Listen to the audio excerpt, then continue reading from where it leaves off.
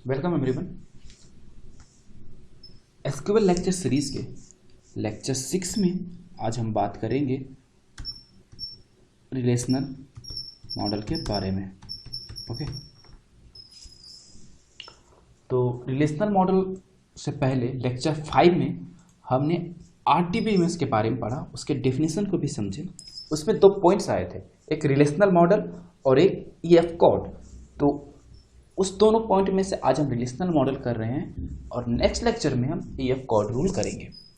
एक इम्पॉर्टेंट बात मैं बोलना चाहता हूँ, अगर इस वीडियो को आप सिर्फ यहाँ से देख रहे होंगे ना, तो कुछ पॉइंट्स है जो आपको समझ में नहीं आएंगे। इससे बेटर होगा कि आप प्रीवियस वीडियोस को देख लें, उसके बाद ही इस वीडियो में आए। नहीं तो मैं आपको सीधे यही बोलूँगा कि आप इस वीडियो को ना देखें, क्योंकि मेरी हर एक वीडियो एक दूसरे के साथ इंटरलिंक है, ठीक है।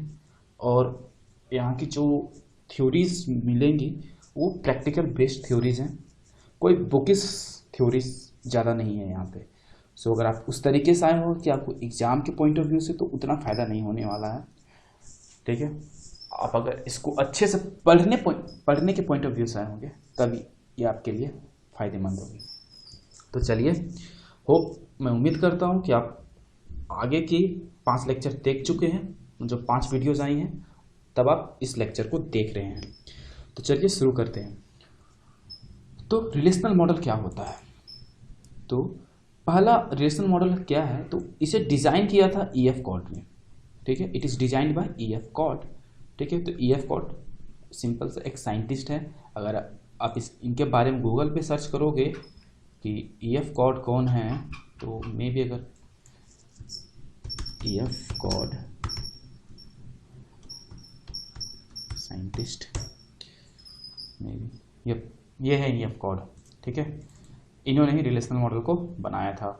चलिए आप देख लिए, चलिए अब आगे बात करते हैं। तो रिलेशनल मॉडल बोलता क्या है?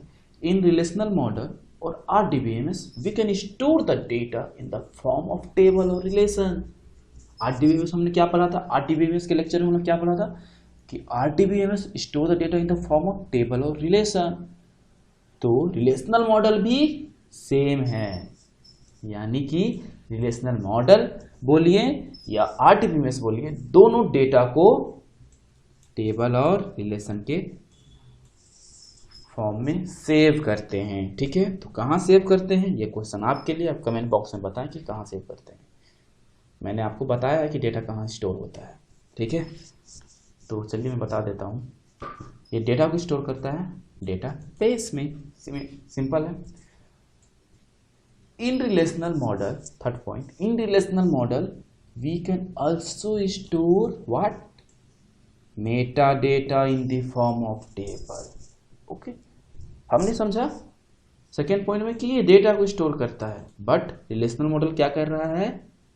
ये मेटा डेटा को भी स्टोर कर रहा है। तो मेटा डेटा क्या होता है भाई? तो चलिए मेटा डेटा के लिए मेरे पास एक बहुत ही अच्छा सा पिक्चर है, उसके थ्रू समझाते हैं। पहले हम एक मिनट डेटा को समझते हैं कि डेटा आखिर होता क्या है। तो उसके लिए मेरे पास एक टेबल है, होप कि ये टेबल आपके लिए विजिबल होगा, ठीक है। तो ये देखिए ID1, ठीक है। ID1 के लिए नेम क्या है? रमेश। एज क्या है? 32। एड्रेस क्या है? अहमदाबाद। और सैलरी क्या है? 2000। तो ये जो 1 रमेश, 32 अहमदाबाद, 2000 क्या है? डेटा है। मतलब ये नेम क्या है? एक एट्रीब्यूट है, ठीक है। उसका एक डेटा हुआ ID1 के लिए रमेश, ठीक है। सिर्फ एक ही डेटा क्यों होता है, ये मैंने आपको बताया है, ठीक है। एक ही क्यों होगा इसको मैंने क्लियरली बताया है आप ये वेरी फर्स्ट लेक्चर में, ठीक है। तो आप उससे वहाँ देख सकते हैं। तो ये देख रहे हैं ID1 के लिए नेम हो गया, एज हो गया, एड्रेस अहमदाबाद है, सैलरी 2000, एक ही डेटा है, बट वो डेटा हो गया, ठीक है, डेटा स्टोरेज। बट ये मेटा डेटा क्या होता है, ठीक है। तो मेटा डेटा होता है डेटा अबाउट डेटा। अब ये डेटा अबाउट डेटा क्या होता है, चलिए मैं आपको इस पिक्चर के थ्रू बताता हूँ। कहाँ गया? ये रहा। मान लीजिए ये एक कैट का फोटो है, बिल्ली का फोटो है, ठीक है। तो बिल्ली एक डेटा हो गया, ठीक है, बिल्ली एक डेटा हो गया। अब इसका मेटा डेटा क्या होगा? चलिए, मैं अगर विजिबल नहीं है ना तो मैं इसको पेंट में अच्छे से करके बताता हूँ, ठीक है। एक मैं ये लेता हूँ, ओके, देन समझ लीजिए सिमिलरली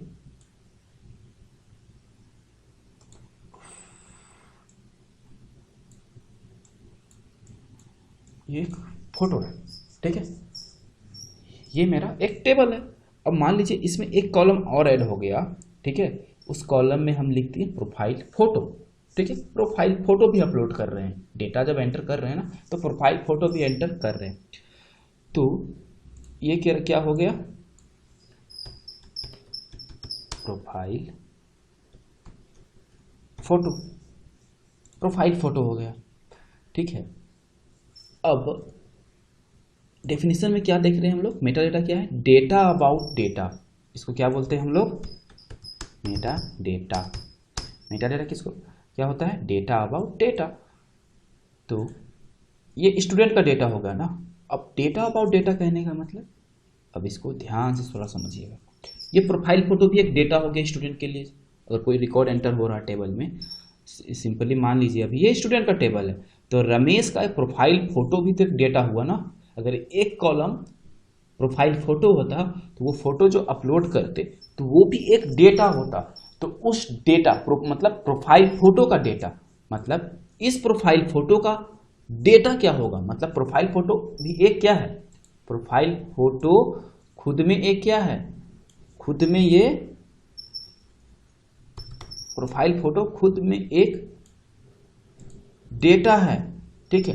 अब इस डेटा का भी कुछ डेटा होगा, तो वही मेटा डेटा होगा। तो प्रोफाइल फोटो क्या डेटा होगा? आप सोच रहे क्वेश्चन आया होगा, इस प्रोफाइल फोटो का क्या डेटा हो सकता है? तो चलिए देखते हैं कि प्रोफाइल फोटो का डेटा क्या हो सकता है। अगर ये फोटो है, ठीक है, तो इसकी कोई साइज होगी, ठीक है। लेट्स सपोज 4 MB की फोटो है, ये हो गया। अब टाइम कि किस टाइम पे ये फोटो को क्लिक किया गया, ठीक है, तो कुछ टाइम होगी। तो मान लीजिए इसमें आजकल डेट के साथ आता है ना, और चलिए डेट को मैं अलग से लिखूँ, टाइम मान लीजिए अभी टाइम मैं अलग से देता हूँ, टाइम 3 PM, ठीक है, 3 PM, ओके, बढ़िया। उसके बाद अब डेट, किस डेट को ये पिक ली गई, तो मैं लिखता हूँ जो उसमें फॉर्मेट रहता है, ये 2020 मतलब 2020 अप्रैल 02, ओके। नाउ अब इसकी कोई रिजोल्यूशन भी तो होगी कि किस डायमेंशन का है, रिजोल्यूशन भी तो होगी फोटो की। तो लेट्स सपोज 720 क्रॉस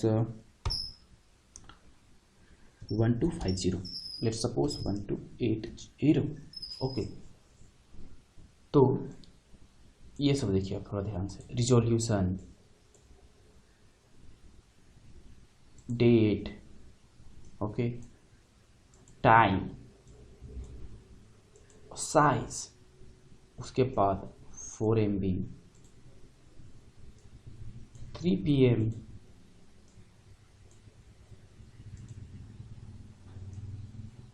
रिजोल्यूशन। अगर ये आपको थोड़ा समझ में नहीं आ रहा होगा तो मैं इसको आपको सेपरेट कर देता हूँ। ये बैकस्लैश तो होता नहीं है, बैकस्लैश देता नहीं है, बट मैं आपको समझने के लिए बैकस्लैश लगा दिया, जिसको मैं इंडिकेट कर देता हूँ कि ये नहीं होगा, यहाँ पे रेड कलर से इंडिकेट कर दे रहा हूँ, ये होता नहीं है, बट आपके समझने के लिए।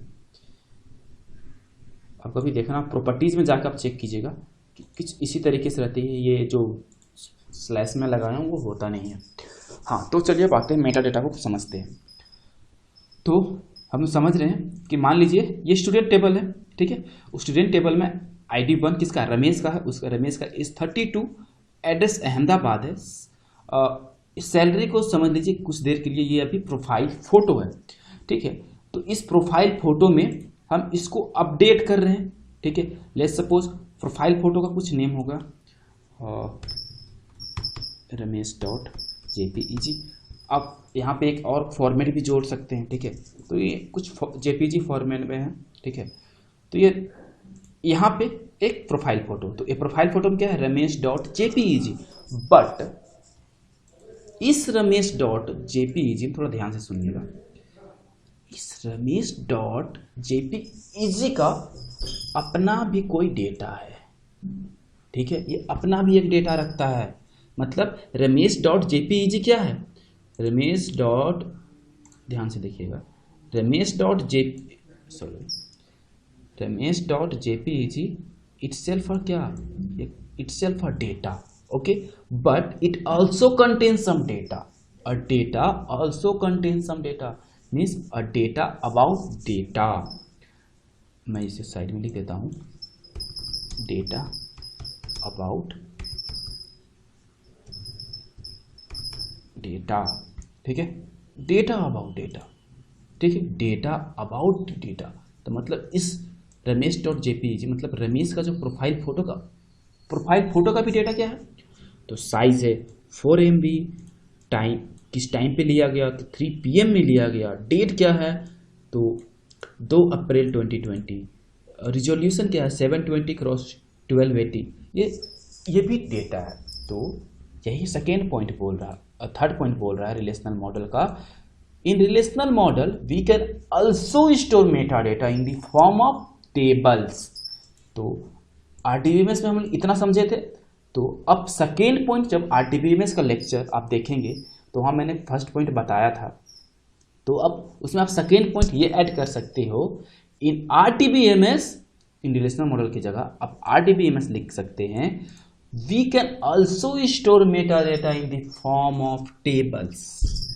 समझ में आ गया होगा, आई होप कि आपको ये समझ में आ गया होगा, ठीक है। अगर आपको अभी भी कोई कन्फ्यूजन है ना, तो आप कमेंट बॉक्स में कमेंट करें, मैं रिप्लाई जरूर करूँगा, ठीक है। तो यहाँ तक में कोई प्रॉब्लम तो नहीं है। तो आप रिलेशनल, जब आप आरडीबीएमएस पढ़ रहे होंगे, वहाँ मैंने एक पॉइंट उसका डेफिनेशन का बताया था। सेकेंड, अगर क्वेश्चन 5 नंबर का होगा ना, तो वहाँ पे मैंने आपको बताया था कि उसका जो डेफिनेशन है उसको लिख दीजिए और एक टेबल बना दीजिए। टेबल मैंने आपको बताया था, एक टेबल बना दीजिए, तो वो आपको 2-4 नंबर में आ जाएगा।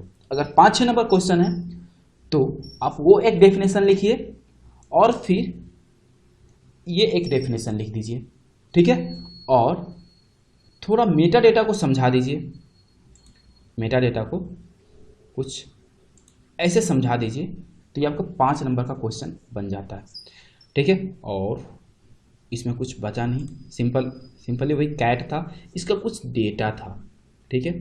तो उसी को मैंने यहाँ पे अभी आपको बताया है। अब एक चीज़ और, हमने आरडीबीएमएस पढ़ा है, डीबीएमएस पढ़ा है।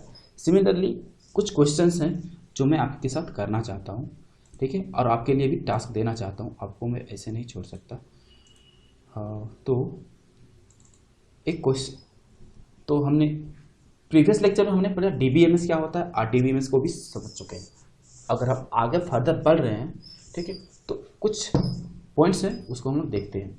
अगर क्वेश्चंस आता है कि डीबीएमएस और आरडीबीएमएस में डिफरेंस क्या है, तो पहला पॉइंट है डीबीएमएस इज अ सॉफ्टवेयर। हमने डीबीएमएस को पहले पढ़ चुका है, आरडीबीएमएस को पहले पढ़ चुका है। चलिए पहला पॉइंट देखते हैं आरडीबीएमएस का। DBMS is a software which is used to manage and maintain the database. Okay, ये हमने पढ़ा, इसको मैं समझा नहीं रहा हूँ, बस मैं आपको यहाँ पर डिक्टेट कर रहा हूँ कि होता क्या है। अगर आपको समझना है तो आप डीबीएमएस की लेक्चर देख सकते हैं। आरडीबीएमएस क्या है? RDBMS is a type of DBMS software in which we can store the data in the form of table और रिलेशन, जो हमने प्रीवियस लेक्चर में पढ़ा। ओके, डीबीएमएस सेकेंड पॉइंट क्या है? It use query language. Similarly RDBMS it use SQL language. Okay, structure query language use. तो आपके लिए क्वेश्चन रहा क्वेरी लैंग्वेज क्या होता है और एसक्यूएल क्या है, ठीक है। तो ये आपके लिए क्वेश्चन है। ये दोनों पॉइंट मैंने प्रीवियस, ये लेक्चर 4 में कंप्लीट हुआ है, ये लेक्चर 5 में कंप्लीट हुआ है। आपके लिए ये टास्क है, अगर आपको देखे होंगे तो कमेंट बॉक्स में जरूर बताएं। तो चलिए, होप कि आपको ये यहाँ तक समझ में आया होगा। नेक्स्ट लेक्चर में हम बात करेंगे ईएफ कॉर्ड रूल के बारे में, और जाते जाते एक क्वेश्चन और जो इम्पोर्टेंट है, ठीक है। हमने देखा सिंपली कोई एक टेबल, ठीक है, कोई ये टेबल देखिए, ये टेबल है ना। आज हम लोग क्या समझ रहे हैं रिलेशनल मॉडल में कि वो डेटा को टेबल या रिलेशन के फॉर्म में सेव करता है। टेबल क्या हो गया, जो रो और कॉलम का कॉम्बिनेशन है। गॉट इट, अब समझ गए टेबल क्या है, रो और कॉलम का कॉम्बिनेशन जो हम आरडीबीएमएस में यूज करते हैं। तो सिमिलरली कहाँ गया, हाँ ये है मेरा एक्सेल सीट। अगर आप एक्सेल सीट के बारे में जानते होंगे तो उसमें भी कुछ टेबल और कॉलम होते हैं, ठीक है। तो आपसे क्वेश्चन है कि एक्सेल सीट और आरडीबीएमएस में डिफरेंस क्या है, ठीक है। आरडीबीएमएस और एक्सेल सीट में डिफरेंस क्या है, ये आप मुझे कमेंट बॉक्स में जरूर बताएं, क्योंकि ये भी टेबल है वो भी टेबल है, ठीक है। ये इजी है, इजी टू यूज है। एक मैं बता रहा हूँ, ये इजी टू यूज है। सिमिलरली कोई भी अगर बंदा नहीं भी जानता ना, वो आके डेटा एंटर करके चला जाएगा। बट आरडीबीएमएस में डेटा एंटर करने के लिए एसक्यूएल से उसमें हमको कुछ क्वेरीज को फॉलो करना पड़ता है, ठीक है, रूल्स को फॉलो करना पड़ता है, तब हम उसमें डेटा एंटर करते हैं। इसमें बिना रूल्स फॉलो किए भी हम डेटा सिमिलरली देख के एंटर कर सकते हैं, बट उसमें वो पॉसिबल नहीं है। ये पहला डिफरेंस मैं बता दिया। बाकी के और 4 डिफरेंस कम से कम आप हमें कमेंट बॉक्स में जरूर बताएं। चलिए, होप कि आपको ये लेक्चर समझ में आया होगा। मिलते हैं फिर नेक्स्ट लेक्चर में। इस लेक्चर की पीडीएफ को पाने के लिए आप वही है, आप इस ईमेल आईडी पे कांटेक्ट कर सकते हैं। किस तरीके से नोट्स आपको मिल जाएंगे वो यहाँ पे आप बेटर वे में जान सकते हैं। चलिए, तो इस चैनल पे नए होंगे तो आप चैनल को सब्सक्राइब कर दें अपने दोस्तों के साथ। अगर वीडियो आपको अच्छी लगी तो ज़रूर शेयर करें, और मिलते हैं फिर नेक्स्ट लेक्चर में। तब तक आप अपना ख्याल रखें। बाय।